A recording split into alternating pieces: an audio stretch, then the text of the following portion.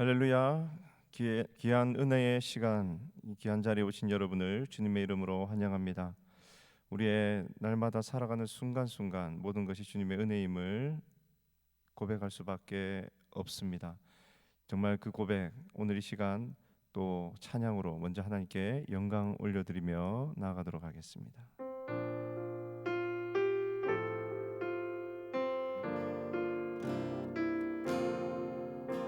모든 상황 속에서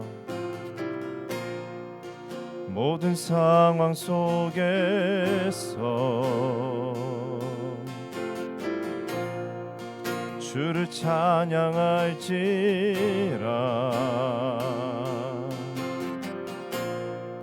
주는 너의 큰 상급 큰 도움이시라.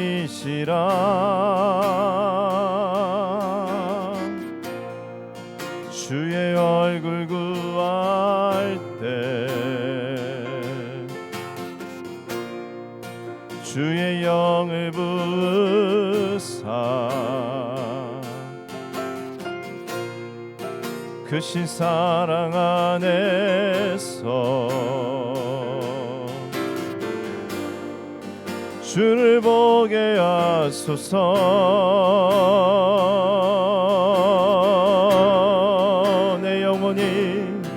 내 영혼이 확정되어 싸우니 믿음의 눈 들어 주를 바라봅니다. 내 영혼이 확정되어 싸우니 믿음의 눈 들어 주를 바라봅니다.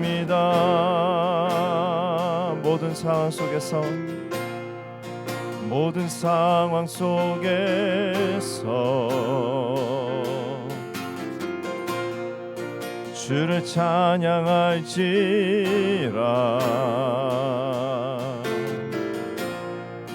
주는 너의 큰 상급 큰 도움이시라.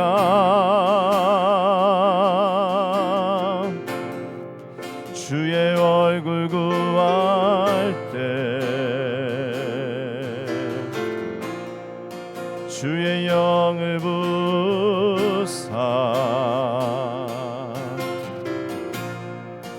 크신 사랑 안에서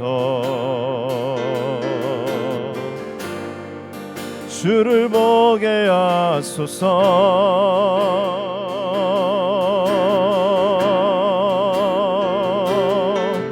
내 영혼이 확정되어 싸우니 믿음의 눈 들어 주를 바라봅니다. 내 영혼이 확정되어 싸우니 믿음의 눈 들어 주를 바라봅니다. 주를 찬양할 때 주의 나라 이미 임했네. 주의 영원한 나라 주 보게 하소서.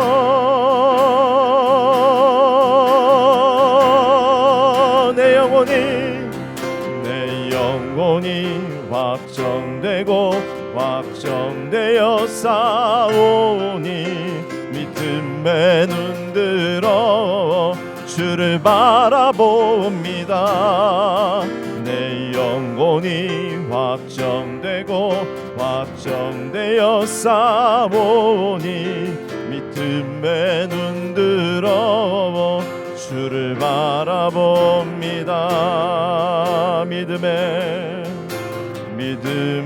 눈 들어 주를 바라봅니다.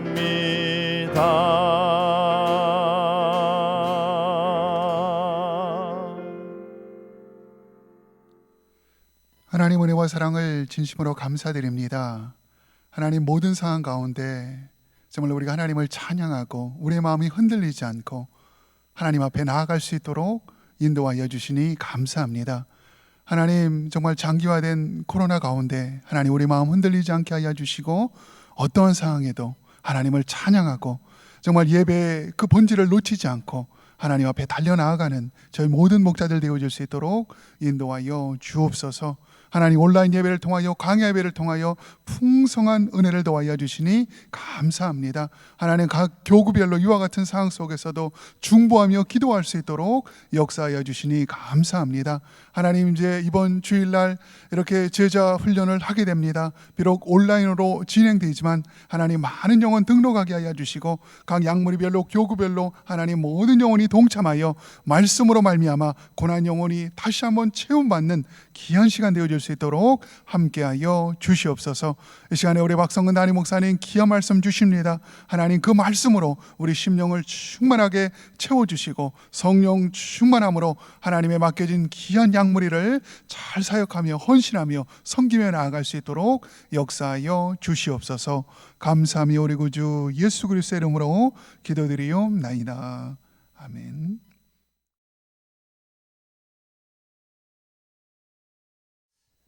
할렐루야. 귀한 목자님들 또 주 안에서 만나 뵙게 돼서 반갑고 또 감사합니다. 지난주는 무척 더웠죠. 아마 가정에 계시도 덥고 또 나와도 더운 그런 날씨였습니다. 건강 조심하시기를 바라고 어려운 때이지만 목자님들 꼭 힘내시고 또 강건해서 사역 잘 감당하실 수 있기를 바랍니다. 오늘은 고린도 후서 10장 1절에서 6절까지 있는 말씀을 함께 보겠습니다. 여러분께서도 성경 같이 보시면 좋겠습니다. 제가 봉독해 드립니다. 너희를 대면하면 유순하고 떠나 있으면 너희에 대하여 담대한 나 바울은 이제 그리스도의 온유와 관용으로 친히 너희를 권하고 또한 우리를 육신에 따라 행하는 자로 여기는 자들에 대하여 내가 담대히 대하는 것 같이 너희와 함께 있을 때에 나로 하여금 이 담대한 태도로 대하지 않게 하기를 구하노라. 우리가 육신으로 행하나 육신에 따라 싸우지 아니하노니 우리의 싸우는 무기는 육신에 속한 것이 아니요 오직 어떤 견고한 진도 무너뜨리는 하나님의 능력이라. 모든 이론을 무너뜨리며 하나님 아는 것을 대적하여 높아진 것을 다 무너뜨리고 모든 생각을 사로잡아 그리스도에게 복종하게 하니 너희의 복종이 온전하게 될 때에 모든 복종하지 않는 것을 벌하려고 준비하는 중에 있노라. 아멘. 이 시대의 영적 전략, 이런 제목으로 제가 말씀을 준비했습니다. 이 시대는 노골적으로 하나님을 대적하는 시대죠. 제가 얼마 전 칼럼에서 정치로 포장된 영적 전쟁이라고 하는 그런 글을 읽은 적이 있습니다. 겉으로는 정치적 이슈를 이야기하는 것처럼 보이지만 실상 그 이면에는 영적 전쟁이 있다고 하는 그런 내용이었어요. 미국 같은 경우에 얼마 전에 미 하원에서 하나님에 대한 전통구를 삭제하자고 하는 그런 법안이 상정이 됐습니다. 예를 들어서 법정에서나 의회 앞에서 증언할 때 진실만을 말하겠다 그렇게 이야기한 후에 So help me God이라고 하는 그 문구를 쓰게 되어 있습니다. 그런데 그게 God이라고 하는 그 단어를 빼자라고 하는 그런 법안이었습니다. 즉 하나님 없는 데서 선언을 하고 양심 선언을 하는 것으로 충분하다, 이제 그런 의도였습니다. 뿐만 아니라 미네소타의 하원 의회는 오마라고 하는 여성 의원이 있습니다. 이분은 선서를 할 때 성경책 대신 코란 위에 손을 얹고 선서를 실제로 했습니다. 지금 미국이 하나님을 벗어나기를 원하는 그런 시도가 미국 내부에서 분명히 일어나고 있습니다. 중국 같은 경우는 2018년도에 종교 사무조례 개정안을 발표를 했습니다. 그 내용을 보게 되면 모든 예배와 교육과 헌금은 불법이다라고 간주를 하고 어길 시에는 벌금을 부과합니다. 심지어 교회는 시진핑 사진을 꼭 붙여야 되고 공산당이 지시한 대로 하지 않는 경우는 교회당의 문을 닫게 하든지 심지어 교회당을 파괴시키는 이런 일까지 실제로 일어났습니다. 이런 일을 자행하게 되면 예전 같았으면 미국이나 서방이나 유엔 같은 데서 항의를 할 법도 한데 지금은 놀라울 정도로 침묵하고 있습니다. 왜 그럴까요? 뭔가 지금 우리가 모르는 일들이 진행되고 있는 것입니다. 한국 같은 경우에는 아신 대로 차별 금지 법안이 지금 상정될 위치까지 있고 아마 정부 차원에서는 통과시키려고 노력을 하는 것 같습니다. 이 차별 금지법의 표면적인 내용은 인권입니다. 인권. 근데 실제로는 사실 이게 네오막시즘이라고 신마르크스주의다 그렇게 평가하는 분들이 많이 계십니다. 더불어 함께 사는 세계 공동체를 만들자, 이게 신마르크스주의라고 합니다. 안토니오 그람시라고 하는 이태리 사람이 오래전에 이야기한 것인데요. 과거의 공산주의는 뭐 혁명을 하고 투쟁을 하고 피를 흘리고 그렇게 해서 공산주의를 만들려고 했기 때문에 실패한 것이라는 것입니다. 사람들의 마음을 얻지 못해서 실패한 것이기 때문에 사람들의 마음을 얻고 더불어서 다 세계 공동체를 만들자라고 하는 것이 신마르크스주의라고 이렇게 이야기를 합니다. 제가 책에 소개된 그 신마르크스주의의 그 내용들, 핵심 전략들을 보았더니요. 물론 전체를 다 지금 말씀드릴 기회는 안 되지만 몇 가지만 제가 뽑아 말씀드리면 굉장히 충격적인 거예요. 첫 번째가 뭐냐고 하면 가족의 해체를 추진하고 있습니다. 이 가정을 해체시켜야 된다. 두 번째로 아이들에게 성교육을 시키고 동성애 교육을 실시해야 된다라고 하는 내용이 들어가 있어요. 세 번째로 교회를 해체시켜야 된다는 것입니다. 이 교회 공동체라고 하는 것이 사실은 공산주의자들이나 하나님을 대적하는 사람들이 볼 때는 가장 걸림돌이에요. 그래서 이 교회 공동체를 해체하지 않고는 공산주의도 성공할 수가 없고, 그래서 아마 중국이 노골적으로 그렇게 교회를 핍박하는 것 같습니다. 그 다음에 나온 것이 복지 정책을 강화하고 또 한 가지가 언론을 장악을 해서 언론을 조정해서 우리 편을 만들어야 된다. 이게 사실은 뭐 여러 가지 면에서 노골화되고 있고 또 한국 교회를 향한 노골적인 그런 핍박도 사실은 주어지고 있습니다. 지난해 코로나 사태 때문에 이제 교회 문을 닫는 문제가 생겼을 때에 교회 그 대표적인 사람들하고 정부가 대화하는 것을 제가 신문 기사를 통해서 보았는데요. 정부 차원에서는 그렇게 말을 했습니다. 이 코로나는 예배나 기도의 영역이 아니다. 이것은 과학계의 영역이다. 그렇게 이야기했어요. 저는 차라리 그냥 지금이 어려운 때니까 교회가 협력하셔서 문을 좀 절제해 주십시오. 그랬다면 저는 충분히 이해가 되는데 예배는 의미가 없고 기도도 의미가 없는 거다. 그거 한다고 코로나 떠나가는 것은 아니다라는 이 말을 정부 책임자가 노골적으로 한다는 것은 굉장히 충격적이었어요. 그게 과학적인 영역이라고 한다면 우리는 기도할 필요가 없는 것일까요? 혹은 홍수나 태풍이 일어났는데 그건 기상학적인 문제니까 우리는 기도할 필요가 없다는 말일까요? 경제적인 고난이 찾아오면 경제학자들의 문제니까 우리는 손 놓고 있어야 된다는 말일까요? 정치가들이 정말 혼란 가운데 정치를 잘못하게 되면 우리는 무능력한 정치가 손에 맡기고 구경만 해야 될까요? 아닙니다. 민족이 어려울 때 그동안 교회가 굉장히 많은 역할을 했고 기도도 했고 지금도 우리는 민족을 위해 기도하고 있습니다. 기도의 그 파워에 대해서 본인들이 믿지 않는 것은 오케이지만 믿는 우리들까지도 간섭한다는 것은 굉장한 앞장선 그런 이야기들이죠. 이와 같은 일들이 벌어지고 있는데 교회가 뭘 하고 있나요? 물론 교회가 적극적으로 하는 교회들도 있지만 일반적으로는 소극적입니다. 그래서 눈치 보고 있어요. 더 좀 마음이 불편한 것은 교회 안에서 밥그릇 싸움이나 하고 교회 지도자들이 또 타락하는 모습도 보이게 되고 이런 차원에서 어떻게 이 마지막 시대에 교회가 세상을 변화시키고 세상을 바꿀 수가 있겠어요. 세상 사람들은 지금 정말 똘똘 뭉쳐서 하나님을 대적하고 하나님 제거하기 운동을 벌이고 있는데 교회는 그냥 느긋하게 서서 구경만 한다면 이제 교회가 붕괴되고 하나님의 진리가 붕괴되는 것은 시간 문제일 가능성이 많습니다. 그러므로 이와 같은 때에 저희들이 정말 해야 될 일이 뭔가라는 것입니다. 저는 두 가지가 필요하다고 생각합니다. 첫 번째는 영적 각성이 필요합니다. 우리 자신이 먼저 바로 서야지 할 말이 있지 우리도 깨어있지 않으면서 세상 이야기 한다는 것도 어불성설이죠. 그래서 우리가 먼저 영적 각성을 하는 것이 필요하고 두 번째는 바른 영적인 전략을 가져야 된다는 것입니다. 세상적인 전략이 아니라 영적인 전략을 가져야지 악한 시대를 이길 수가 있지 않을까. 그래서 본문의 주제를 보시면 하나님을 대적하는 마지막 시대의 악한 세력을 이기려면 바른 영적인 전략과 무기가 필요하다. 그렇게 제가 핵심 주제를 잡았습니다. 자, 본문으로 들어가셔서 1번 문제. 오늘 본문은 대적자들을 향한 강한 경고의 메시지를 담고 있다. 1절을 읽고 바울에 대한 어떤 소문이 있었는지 또 그 배경에 대해서 정리해 보라 그랬습니다. 사실상 우리 10장부터 13장까지 내용을 보시면 지금까지의 그 말씀의 톤과 정반대인 것을 알 수가 있습니다. 고린도서 1장부터 9장까지는 이 감사하는 내용과 칭찬하는 말씀들이 많이 등장하죠. 그런데 10장부터 갑자기 톤이 바뀌어요. 책망과 경고의 강한 메시지가 등장을 합니다. 그래서 사실 많은 신약 성경학자들은 고린도 후서의 유니티, 한 권의 책인 사실을 부인하는 학자들이 사실 많습니다. 저도 신학교에서 공부할 때에 그 학자들의 책도 읽고 또 글도 많이 읽었습니다만은 아마 9장까지의 내용 다르고 또 10장부터 13장까지는 다른 내용을 집어넣은 것이든지 아니면은 딴 사람이 썼든지 뭐 이런 식의 이야기까지 하는 분이 있습니다. 윌리엄 바클레이 같은 그런 성경 주석가도 이렇게 해석을 했어요.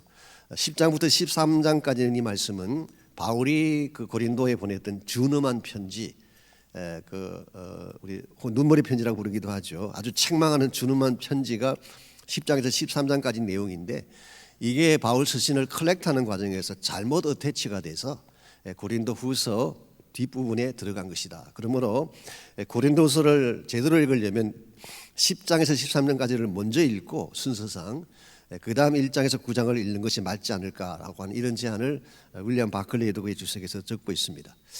과연 이것이 두 개의 다른 책일까요? 다른 서신일까요? 꼭 그렇게 해석할 필요는 없습니다. 제가 NIC New International Commentary죠. 그게 필립 휴즈가 쓴 그 주석을 제가 봤더니 이분은 좀 다르게 보았어요. 주제가 다르기 때문에 톤이 달라질 수 있다. 그런 그분이 이야기합니다. 우리가 어떤 주제를 다룰 때는 가벼운 톤으로 말할 수도 있고 또 헤비한 주제를 다룰 때는 헤비한 톤으로 말할 수 있지 않습니까? 같은 사람이 이야기를 해도 주제에 따라서 얼마든지 톤이 달라질 수가 있습니다. 또 한 가지 가능성은 대상이 다르기 때문에 지금 이 말씀을 읽는 타겟이 다를 경우에 얼마든지 내용을 다르게 할 수가 있죠. 예를 들면은 1장부터 9장까지의 그 타겟은 고린도 교회 안에 있는 머저리티의 일반 성도들을 말합니다. 그래서 지난번에 말씀드린 것처럼 고린도 교회 안에 있던 대다수의 성도들은 다 회개하고 바울을 지지하고 하나님께로 돌아왔어요. 그들에 대해서 1장부터 9장까지 말씀을 통해서 칭찬도 하고 고면도 한 것입니다. 근데 10장부터는 그 대상이 바울을 대적하는 대적자들이었어요. 그래서 이 대적자들에 대해서는 사도 바울이 굉장히 엄중하게 말씀을 적고 있는 것입니다. 그래서 나중에 또 설명을 드리겠지만 이 바울이 일반 성도들에게 하는 톤과 또 대적자들에게 행하는 톤이 분명히 다른 것을 오늘 본문 자체에서도 확인해 볼 수가 있습니다. 자, 그렇다면 1절 말씀에 보면은 너희를 대면하는 유순하고 떠나 있으면 너희에 대해서 담대한 나 바울이라 그랬는데요. 이 말이 무슨 뜻일까요? 물론 이게 바울이 인용하긴 했지만 실제로는 사도 바울에 대해서 이미 떠돌고 있는 악성 루머를 바울이 픽업한 것입니다. 아마 고린도 교회 안에 있는 대립자들 가운데는 악의적으로 바울에 대해 나쁜 소문을 퍼뜨린 자들이 있었던 것 같습니다. 너희를 대면하면 유순하고 이 말의 뜻이 뭐냐고 하면요, 바울이 지난번에 그 고린도 교회를 잠시 방문한 적이 있었다고 했죠. painful visit. 그때 몇 년에서 쫓겨난 그런 일이 있었습니다.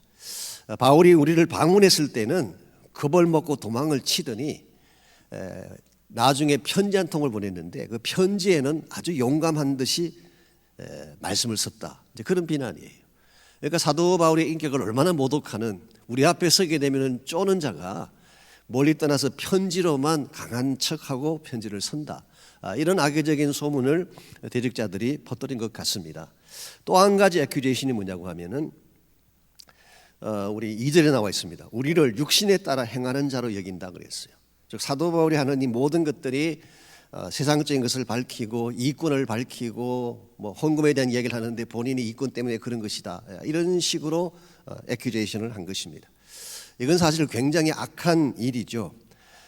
아무리 본인 마음에 들지 않더라도 악의적으로 누군가를 해치기 위해 소문을 낸다든가 특별히 하나님의 사도에 대해서 이런 악의적인 소문을 내는 것은 굉장히 악한 것이고 용납할 수가 없는 것입니다. 그래서 사도 바울은 일반 성도들에 대해서 지금 이 말씀을 이렇게 적는다기보다는 그 대적자들을 염두에 두고 10장에 이 말씀을 적고 있기 때문에 사실은 굉장히 좀 harsh합니다.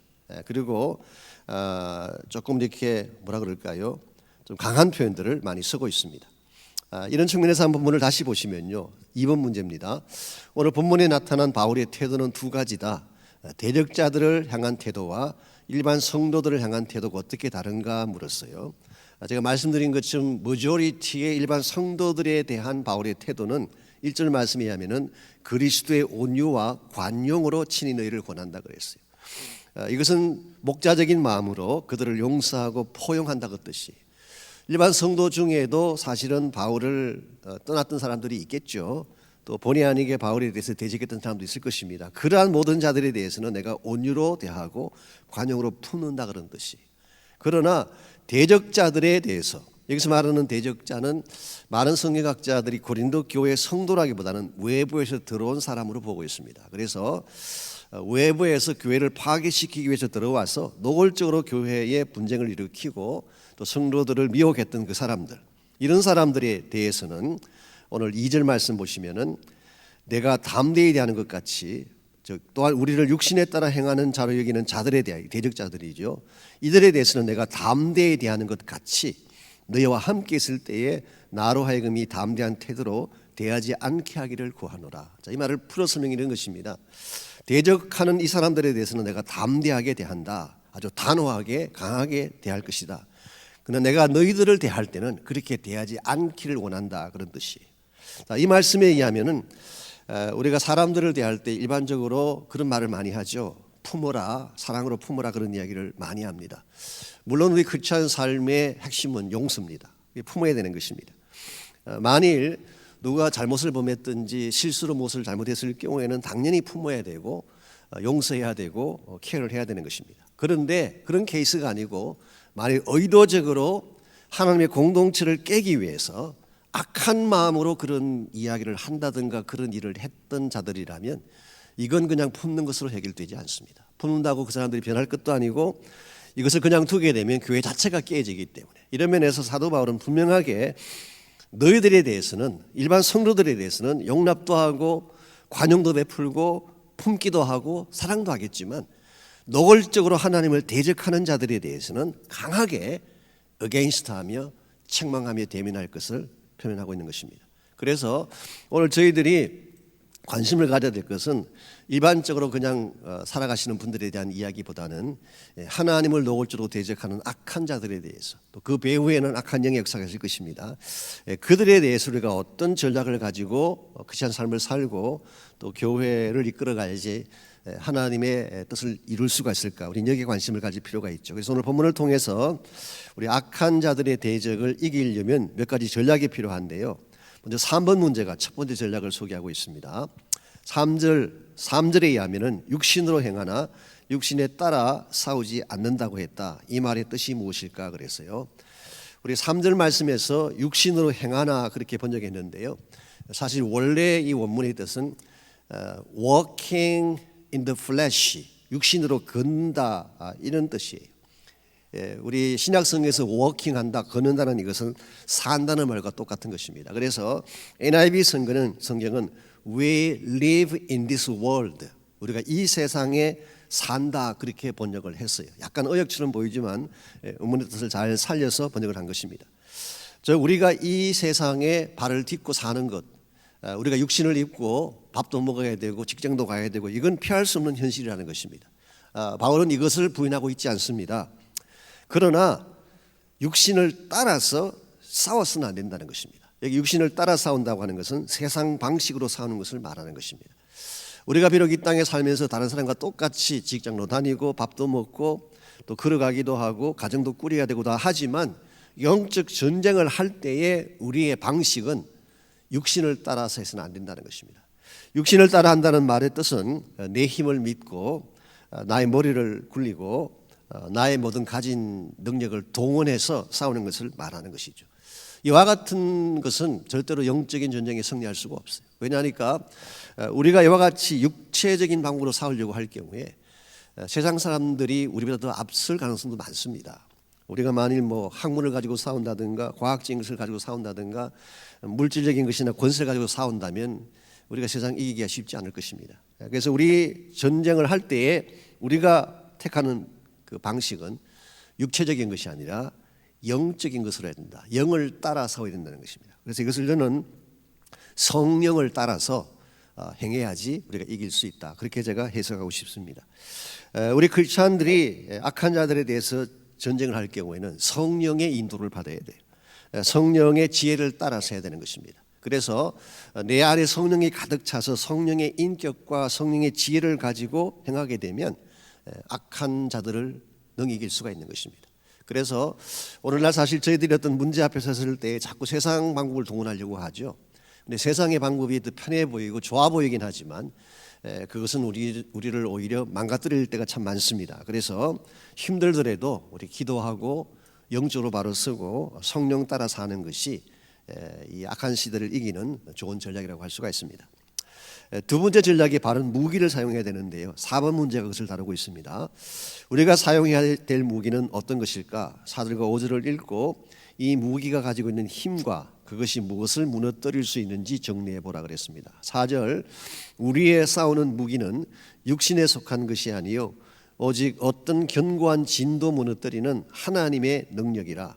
모든 이론을 무너뜨리며 하나님 아는 것을 대적하여 높아진 것을 다 무너뜨리고 그랬어요. 여기에서 소개되는 무기, 우리가 사용해야 될 무기는 육신에 속한 것이 아닙니다. 여러분, 육체적인 차원에서 가지고 있는 것, 이게 무기가 아니라는 것입니다. 우리 물질이나 권력이나 세상적인 힘이 우리가 사용해야 될 무기가 아니라 하나님의 능력이 우리의 무기다. 그래서 God's power, 이게 우리가 사용해야 될 무기예요. 그래서 우리가 악한 세대 가운데서 이 바른 승리를 이루려고 정말 생각한다면 하나님 우리 손에 주신 무기가 있어요. 이 무기를 사용해야지 이길 수가 있는 것입니다. 여기서 말하는 무기가 무엇일까요? 구체적으로 물론 에베소서 6장에 보게 되면 6가지 무기가 나옵니다. 우리 전신갑주라고 그렇게 이야기했죠. 6가지 전체를 다 의미할 수도 있겠지만 오늘 본문의 문맥을 쭉 보게 되면 아마도 그 6가지 가운데서도 가장 중요한 그 말씀의 무기를 의미하는 것이 아닌가. 이 말씀을 성령의 검이라고 그렇게 했습니다. 그래서 하나님 우리 손에 들려주신 세상을 이길 수 있는 그 무기는 하나님의 진리의 말씀이에요. 그래서 예수님도 그 마귀와 싸울 때, 즉 시험 당하실 때 무엇으로 싸웠어요? 말씀으로 싸웠어요. 그래서 우리가 정말 세상의 악한 이론들이나 악한 그 성향들을 이겨내려면 말씀을 마음에 담고 살아야 된다. 그래서 우리가 매일 말씀을 묵상하고 말씀을 내 마음에 품고 살아야 될 이유가 바로 여기 있습니다. 이제 오늘 주부터 제자훈련이 시작되지 않습니까? 이 제자훈련을 할 때에 항상 강조하는 것이 성경 암송시키잖아요. 물론 이제 암송을 위한 암송, 그것은 의미가 없긴 합니다만은 그래도 여러분이 제자훈련 기간 동안에 암송했던 이 말씀이 굉장히 여러분에게 힘이 됩니다. 이 말씀을 암송하게 되면 어떤 베네핏이 있나요? 제가 제자훈련 때 여러 차례 말씀드리긴 했지만은 첫째는 항상 사용할 수가 있어요. 말씀을 가지고 다니니까, 내 마음에 가지고 다니니까. 물론 성경책을 펴서 볼 수도 있지만요, 어떤 상황이 닥쳐오면 성경 펴서 볼 시간이 없어요. 내 안에 담고 있는 말씀이 튀어나와야 되는 것입니다. 그래서 첫째는 우리가 항상 사용할 수 있기 때문에 암송하는 것이 도움이 됩니다. 두 번째는 이 말씀이 나를 붙잡아줘요. 내가 무엇을 결정하려고 할 때, 힘들고 낙심할 때에 나를 붙드는 능력이 말씀에서 나오죠. 그리고 세 번째 그 베네핏이 기도할 때 사용할 수가 있어요. 여러분이 기도할 때 그냥 부르짖는 기도하고 말씀을 가지고 하는 기도는 파워가 달라요. 그래서 오늘 하나님이 여러분과 저에게 주신 무기가 참 많은데 그 무기 중에 가장 대표적인 무기, 말씀의 무기죠. 참고로 에베소서 6장 11절부터 18절까지를 보시면 사실 거기 6가지 무기가 나오고 하나님이 그 무기를 주신 이유가 나와 있습니다. 제가 6장 11절부터 읽어보겠습니다. 마귀의 간계를 능히 대적하기 위하여 하나님의 전신갑주를 입어라. 우리의 씨름은 혈과 육을 상대하는 것이 아니요 통치자들과 권세들과 이 어두움의 세상 주관자들과 하늘에 있는 악의 영들을 상대함이라. 하나님 우리에게 영적 무기를 주신 그 이유가 나와 있습니다. 우리의 싸움이 만일 육적인 싸움이라면은 육체적인 능력 가지고 싸워야 되겠죠. 그런데 우리 싸움의 본질은 영적인 싸움이에요. 악한 영들에 대한 것이기 때문에 육신이 가지고 있는 것만 가지고 싸워야 아무 의미가 없습니다. 그래서 6가지 전신갑주를 주셨는데 우리 14절부터 우리 17절까지 나와 있습니다. 진리의 허리띠, 의의 호심경, 복음의 신발, 믿음의 방패, 구원의 투구, 그리고 맨 마지막으로 성령의 금인 하나님 말씀을 가지라 그랬어요. 6가지 무기 중에 공격적인 무기가 딱 한 가지가 있죠. 나머지 무기는 다 수비적인 것입니다. 이 방어하기 위한 무기죠. 그런데 공격적인 무기가 뭐예요? 바로 성령의 금입니다. 금을 가지고 공격하고 내리치는 것입니다. 그래서 이 성령의 검은 한 세 가지를 무너뜨릴 수가 있다고 오늘 성경 자체가 밝히고 있습니다. 오늘 본문의 말씀으로 돌아오셔서 다시 보시면요, 첫 번째로 어떤 견고한 진도 무너뜨린다. 이게 무너뜨린다는 표현이 3번 나오는데요, 이게 demolish한다, destroy한다 그런 뜻이에요. 완전히 그냥 다 까서 땅에 부서지게 하는 것입니다. 첫 번째로 견고한 진을 부서뜨릴 수가 있다. 이 견고한 진이라고 하는 것은 stronghold. 일반적으로 그냥 깨뜨릴 수 있는 것은 견고한 진이 아니에요. 만일 비유하자면은 여리고성 같은 것이 견고한 진이에요. 우리의 힘과 능력으로는 아무리 공격을 해도 무너뜨릴 수 없는 난공불락의 성인 경우에 stronghold라고 이야기합니다. 여러분의 삶 가운데도 여러분의 힘으로 도저히 깨뜨릴 수 없는 문제들이 있어요. 예를 들면 중독 같은 것이 그런 것입니다. 중독이나 마음의 깊은 정오심이나 오래된 쓴뿌리 같은 것, 이와 같은 것들은 깨지지가 않아요. 그래서 예수 믿은 이후에도 여기만 딱 걸리면 넘어지는 것, 이게 스트롱홀드예요. 근데 이것을 말씀의 금이 깨뜨릴 수 있대요. 두 번째로 모든 이론을 무너뜨린다 그랬어요. 여기서 말하는 모든 이론은 아르규먼트라고 본 적을 했지만 사실 거짓 사상이나 세상적인 지성들, 이론들, 철학들 이런 것을 말하는 것입니다. 오늘 우리 주변에는 하나님을 대적하는 이론들이 굉장히 많습니다. 진화론 같은 것은 말할 필요가 없고 그 외에도 아주 교묘하게 하나님을 대적하는 이론들이 있어요. 그중에 대표적인 것이 인본주의입니다. 인본주의라고 하는 것은 굉장히 좋은 단어처럼 보이죠. 인권을 존중하고 사람의 인격을 존중하고 사람 중심에, 굉장히 좋아 보이긴 하지만 사실 인본주의의 핵심은 하나님 없이 살자는 주의예요. 이게 사람들에게 굉장히 설득력이 있기 때문에 사실은 세상 사람들이 인본주의적 어프로치를 하게 되면 다 동조를 해요. 그런데 하나님 말씀이 딱 등장하는 순간 인본주의는 깨집니다. 그래서 이 모든 이론을 깨뜨리는 능력이 말씀에 있다. 세 번째로 하나님을 아는 것을 대적하는 높아진 모든 것들, 즉 세상이 말하는 프라이드, 교만들입니다. 우리 인간의 지성이 굉장히 높아졌잖아요. 요즘 AI가 등장을 하고 과학적인 발견이라고 하는 것이 과거에 상상하지 못할 정도까지 높아졌습니다. 그러다 보니까 우리 인간의 힘으로 충분하다는 것입니다. 하나님 없이도 살 수 있다는 것이죠. 인간의 힘으로 달까지 가는 그런 시대이고 인공지능을 가지고 못하는 게 없는 시대니까.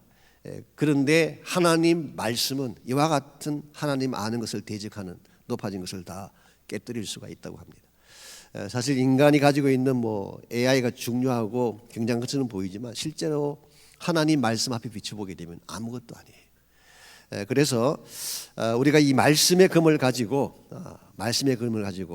우리가 싸워야지 참된 승리가 가능하고 그때 세상적인 모든 영향력들을 물리칠 수가 있다, 그렇게 말할 수가 있습니다. 마지막 세 번째 무기가 혹은 영적 전략이 5번 문제 나오는데요. 우리가 어떤 상태가 될 때 가장 강한 자가 될 수 있을까? 5절 하반부와 6절을 읽고 대답해 보라 그랬습니다. 우리 5절 하반부에 보게 되면 사실은 하나님의 무기가 하는 네 번째 일이긴 한데요. 이렇게 기록되어 있습니다. 모든 생각을 사로잡아 그리스도에게 복종하게 하니 너희의 복종이 온전하게 될 때에 모든 복종하지 않는 것을 보라려고 준비하는 중에 있노라 그랬어요. 즉 하나님의 말씀이 우리 마음속에 새겨지게 되면 모든 생각을 사로잡아서 예수님께 복종시키게 한대요. 그래서 우리 생각이 어디에 사로잡히냐에 따라서 우리 삶의 방향과 내용이 달라지는 것입니다. 그래서 take captive every thought. 우리가 가지고 있는 모든 생각이 사로잡혀야 되는데 이 진리에 사로잡히게 되고 예수 그리스도에게 사로잡히게 되면 그때 우리가 바른 방향으로 나갈 수가 있게 되고 바른 길을 택할 수가 있는 것입니다. 그래서 사실 그리스도에게 온전하게 복종한다고 하는 것은 그리스도에게 완전히 잡혀서 그분 말씀만 순종에 따른다 그런 뜻이에요. 그래서 너희들이 진짜 온전하게 복종하는 그런 때가 된다면 이건 굉장히 축복될 일이다. 그러면서 한 가지 경고를 합니다. 복종하지 않는 것은 벌하려고 준비하고 있다. 이 말은 이런 뜻입니다. 오늘 이 사도 바울의 편지를 받고 아니면 하나님의 말씀을 듣고 아하 우리 잘못됐구나 예수님께로 돌아가자, 이제 그런 경우는 복종하는 경우죠. 그런데 이와 같은 말씀을 듣고도 끝까지 복종하지 않고 계속 반항하며 대드는 자들, 이런 자들에 대해서는 바울이 징벌을 하려고 준비를 하고 있다, 그런 뜻입니다. 우리 인생이요, 진짜 바른 궤도로 들어가려면 예수님께 복종할 때예요. 예수님에게 완전히 나를 드릴 때입니다. 그래서 내 모든 것을 주님께 다 맡겨드려서 그분이 마음대로 하게 하는 것이 나의 주관도 없어지는 것 같고 나의 자유도 없어지는 것처럼 보이지만 사실 그게 진정한 의미에서의 자유를 찾는 길이에요.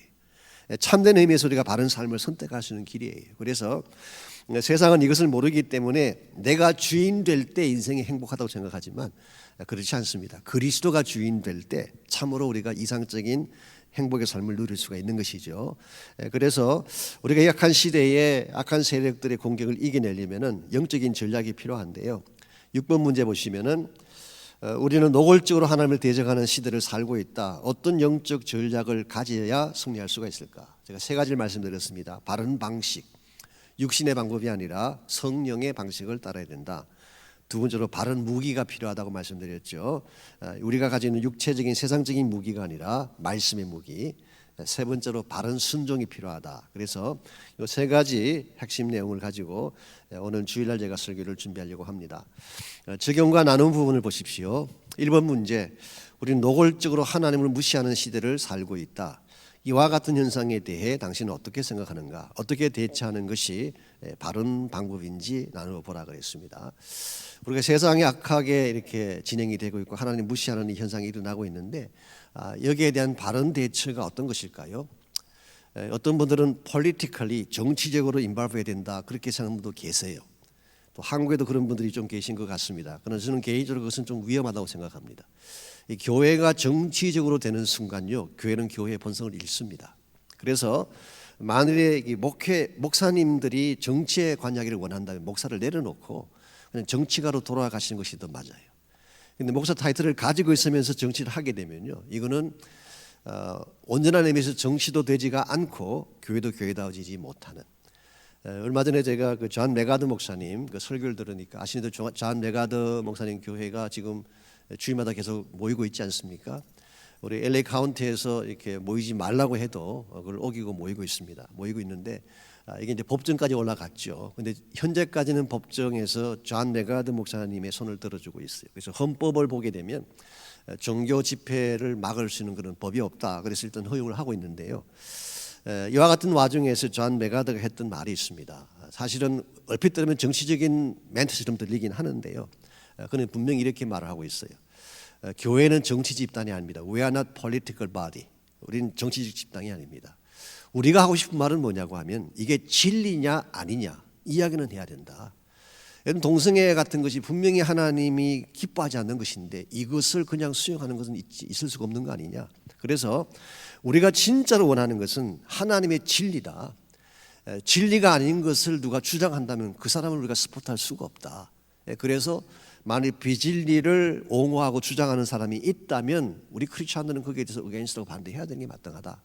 그런 이야기를 하셨어요. 그래서 저도 마찬가지로 politically 대응하자는 게 아니라 우리 spiritually 대응해야 돼요. 그래서 진짜 이와 같은 문제들이 생겼을 때 우리는 아까 말씀드린 영적인 각성을 해야 돼요. 우리가 먼저 영적으로 깨어나야 되고 기도해야 되고 삶 속에 들어가서는 우리가 빛이 되고 소금이 되는 삶을 회복을 해야지 오히려 이 악한 시대를 잘 이겨낼 수가 있습니다.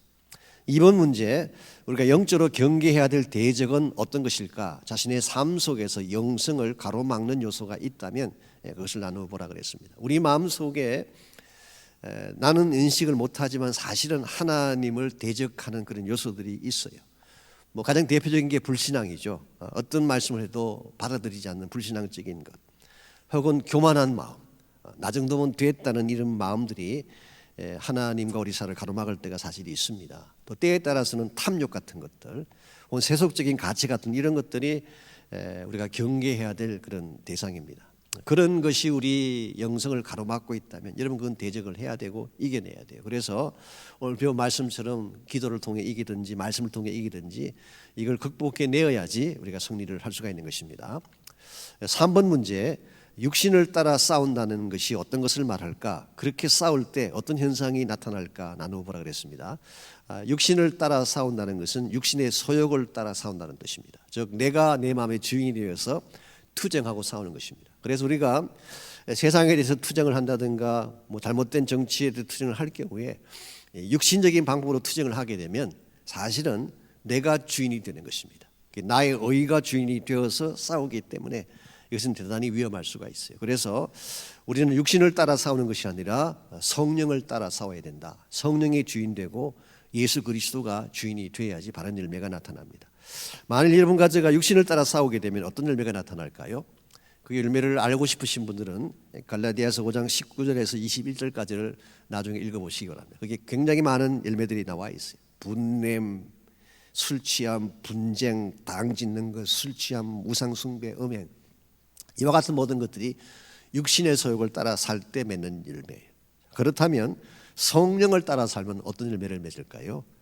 그게 바로 갈라디아서 5장 22절과 23절에 기록된 성령의 9가지 열매. 그래서 우리 개인의 삶도 그렇고 교회도 그렇고 가정도 그렇고 육신을 따라 싸우는 것은 잘못된 전략이에요.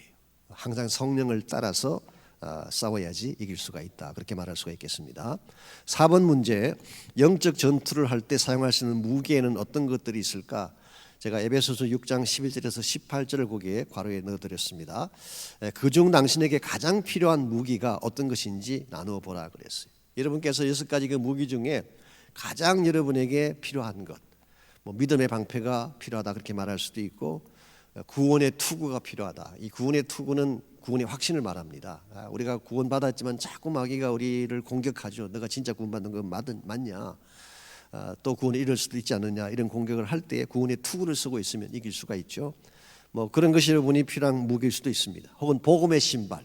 여러분께서 한번 지금 여러분에게 가장 절실한 무기에 대해서 나누시면 좋겠습니다. 5번 문제, 그리스도에게 사로잡혀 그에게 복종하는 것이 가장 지혜로운 전략이다. 왜 그런가? 당신의 삶이 주님 손에 붙잡히려면 무엇이 필요할까라고 물었어요. 말씀을 드린 것처럼 그리스도 안에 잡혀 있을 때가 가장 안전합니다. 그래서 우리 인생이 무엇에 붙잡히냐에 따라서 삶의 내용이 달라지잖아요. 어떤 분들은 그렇게 말합니다. 나는 나지 아무 것에도 붙잡히지 않는다고 말하는 분이 있지만 그럴 수 없어요. 무엇인가 여러분 붙잡혀 있어요. 물질에 붙잡혀 사는 사람도 있고 물질이 여러분을 이끄는 대로 사는 것입니다. 혹은 정욕에 붙잡혀 사는 사람들도 있고 뭐 아니면 어떤 지식에 논리에 붙잡혀 사는 사람들도 있고 다 있어요. 물론 가장 월스트한 케이스는 도박이나 마약에 붙들려 사는 사람들도 있겠죠. 무엇인가 우리를 이끄는 힘이 우리 안에 있는 것입니다. 그런데 내가 중심이 될 경우에 지금 말씀드린 그런 것들이 작용할 가능성이 많습니다. 근데 만일 여러분과 제가 그리스도에게 토랄리 붙들리게 되면, 그분의 장악 속에 살게 되면 가장 안전하고 가장 좋은 열매가 맺혀집니다. 왜냐하면 그분 자체가 길이요 진리요 생명이기 때문에 그분에게 붙잡혀 산다는 것은 바로 바른 길로 가는 것이고 진리로 가는 것이고 생명으로 가는 것이기 때문에 그렇습니다. 이런 면에서 여러분의 삶이 그분 손에 붙들리려면 여러분의 주재권을 날마다 그분에게 올려드리시기 바랍니다. 로드십, 내가 주인이 아니라 not me but Christ, 그리스도가 주인 되심을 선포하고 고백하고, 바울이 말한 것은 나를 처복종시키고 나의 옛자를 십자가에 못 박아버리고 그리스도가 살아 계시는 삶, 이게 우리 제자훈련의 팀이잖아요. 갈라디아서 2장 20절 이런 내용들을 여러분이 나누시면서 마침 이번 주가 또 제자훈련이 시작된 그런 주이기 때문에 그리스도 중심의 삶을 사는 것이 얼마나 중요한가 이걸 좀 같이 나누시면 좋겠습니다. 자, 기도 제목 1번, 하나님의 전신갑주를 입고 항상 성령 안에서 기도하라 그랬어요. 저는 교회적으로도 그렇고 개인적으로도 그렇고 영적 각성이 필요한 때다 저는 그렇게 생각을 합니다. 지금 우리가 코로나 때문에 집회를 못 모이지만요, 뭐 많은 사람이 모이는 것도 물론 이슈가 되긴 하지만 저는 그것보다도 한 개인이 모여도 우리가 영적으로 깨어나는 것이 더 중요합니다. 그래서 적은 숫자가 모여도 진짜로 어웨이크닝을 해야지 교회가 살아나고 기독교가 살아나지, 수많은 사람들을 모아놓고 그냥 각성하지 않는다면 그건 미닝이 별로 없습니다. 그래서 그동안 우리 한국 교회 숫자가 적어서 교회가 영향력이 없었나요? 그렇지 않잖아요. 진짜 있어야 될 것을 갖지 못했기 때문에 교회가 제대로 역할을 못한 것입니다. 그래서 이번 한 주간 동안에 우리 교회도 그렇고 여러분 개인도 그렇고 하나님의 전신갑주를 입게 하십시오. 그 기도 제목 드리시면 좋겠습니다. 계속해서 제자훈련과 다음 세대를 위한 기도해 주시고, 코로나의 빠른 종식과 또 삶의 회복, 사실 코로나도 코로나지만 코로나 때문에 주어지게 된 결박들이 더 우리를 어렵게 만들고 있습니다. 우리 심리적으로도 많은 분들이 결박당해 있고 두려움과 공포 가운데에 많은 분들이 지금 뭐 움직이지 못하는 가운데 있잖아요. 이걸 빨리 깨뜨리고 다시 일어서는 것이 우리에게 필요합니다. 그래서 한 주간 동안 그렇게 기도하시면서 또 승리하시기를 바라고, 아마도 이제 조금만 더 시간이 지나가면 이제 다시 교회 예배도 풀리지 않을까 그렇게 생각을 합니다. 그래서 여러분이 조금만 더 참으시고 어렵지만 주님 바라보시는 가운데에 꼭 승리하시기를 부탁드립니다. 제가 기도하고 마치겠습니다. 하나님, 우리가 사는 시대가 악한 시대입니다. 공개적으로 노골적으로 하나님을 멸시하고 또 하나님을 부인하는 이런 시대 가운데 우리가 서 있는데, 우리 인간이 가진 전략으로 절대 이길 수가 없음을 깨닫게 하시고, 영적인 전략으로 또 성령의 능력과 지혜로 말씀의 파워로 이 모든 것을 잘 감당해서 참 교회가 교회다워지고 크리스찬들이 크리스찬다워지는 새로운 역사들이 일어나게 도와주옵소서. 우리 목자님들 가정과 삶의 터전과 또 영적인 모든 마음들을 축복해 주셔서 영성이 건강해지고 또 삶의 터전이 풍성해지고 아름다워지는 귀한 역사들이 꼭 일어나도록 축복하여 주옵소서. 예수님의 이름으로 기도하옵나이다. 아멘.